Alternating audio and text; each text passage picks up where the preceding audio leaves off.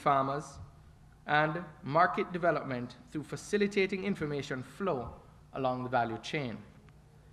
Government will also be providing infrastructural support to the sector as appropriate.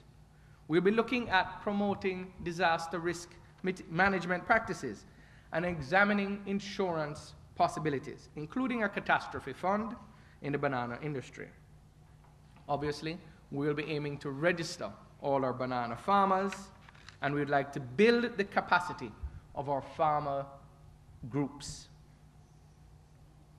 The banana country strategy is based on this particular banana policy for Jamaica 2009, and consultations with stakeholders in the industry, which reflect a commitment to the sustainable development of the industry. The objective of the strategy supports the vision, the goals, and the principles of the national policy. The country strategy objectives are as follows: to increase competitiveness, to promote diversification, and provide a social safety net to assist persons and their dependents to adjust to the decline in the industry. Within the context of this banana country strategy, Jamaica is taking a transformational approach, which focuses on the domestic market, along with export niche markets, supplying fruits, including bananas, starch, snack foods, and vegetables. This decision to expand the product mix of the industry is based on an opportunity for import substitution in the domestic market, which is currently supplied largely by imports of these products, except, of course, banana. We in Jamaica import roughly $880 million worth of food. And of this amount, more than 50% of the value is spent on the importation of fruits, vegetables, starch, and snack products.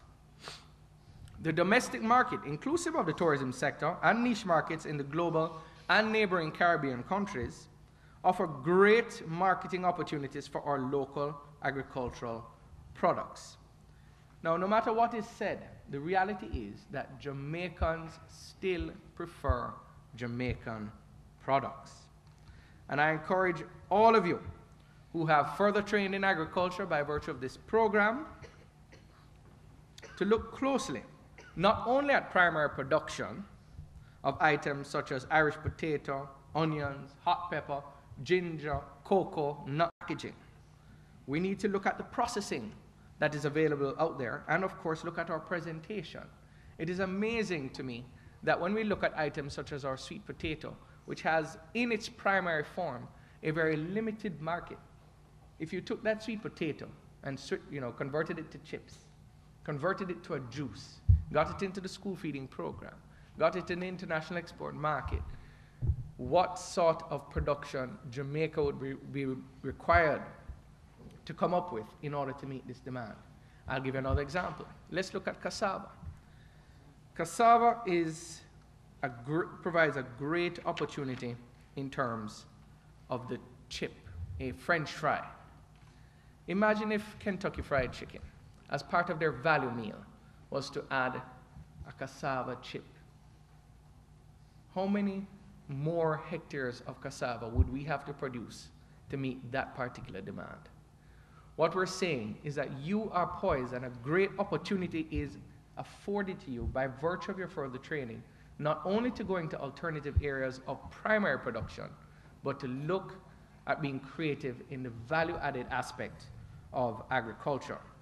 You need to take advantage of available financing opportunities, such as our Financial Access for Responsible Members, or what we call FARM program, that offers great opportunities for you to be able to gain access to finance with minimal to no collateral, and at the same time be able to produce what you need without having to go into your pocket, inclusive of not having to return the payment on a monthly basis, but rather at the end of your crop, which offers you great opportunities.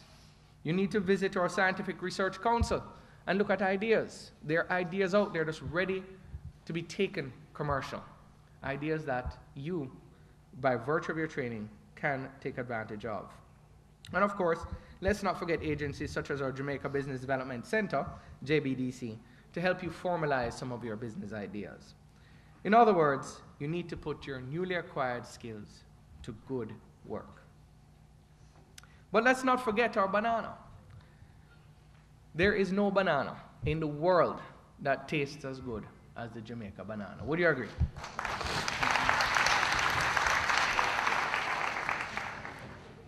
And we will be seeking to improve our production.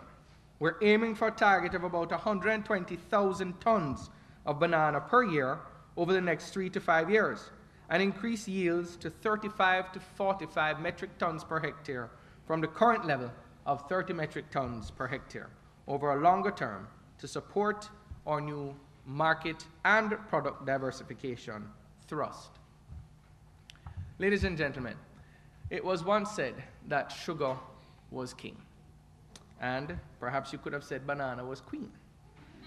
But what is clear is that the world is dynamic and things change, and henceforth we are here today. What is imperative is that we adopt a mindset of flexibility. And by virtue of your training here today, do not accept that as the end all and be all, because you never know what can happen in the future. Be prepared to be flexible, to accept change, and to work forward, because in the end, it is you who has to represent and be responsible for your family, for yourself, and ultimately for this nation we call Jamaica.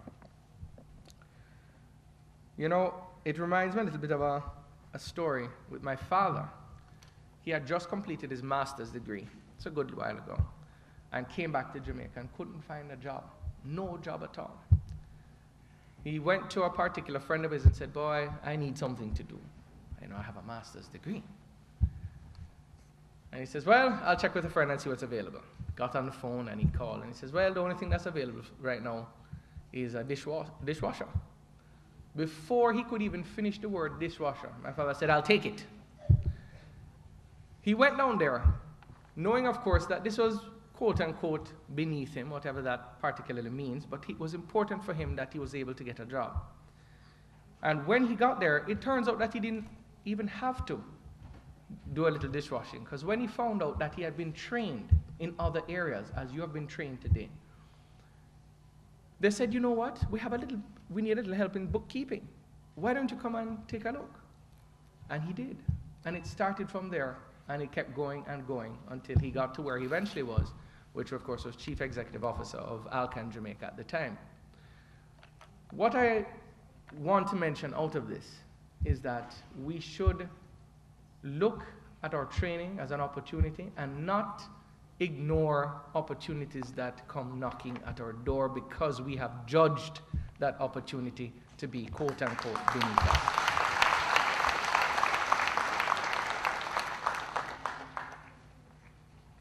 So, ladies and gentlemen, I want to just pause a minute just to congratulate all the graduates here today, to say job well done, and now you have completed one section and you're moving on to the next.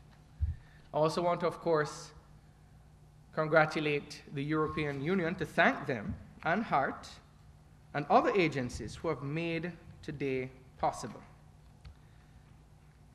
Again, congratulations on this achievement, and I hope that you will put this newfound knowledge to use.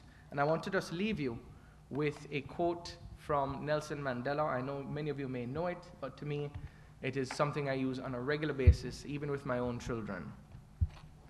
It goes, "Our deepest fear is not that we are inadequate. Our deepest fear is that we are powerful beyond measure. It is our light, not our darkness, that most frightens us. We ask ourselves, who am I to be brilliant, gorgeous, talented, fabulous? Actually, who are you not to be? You are a child of God. Playing small does not serve the world." Thank you, and God bless.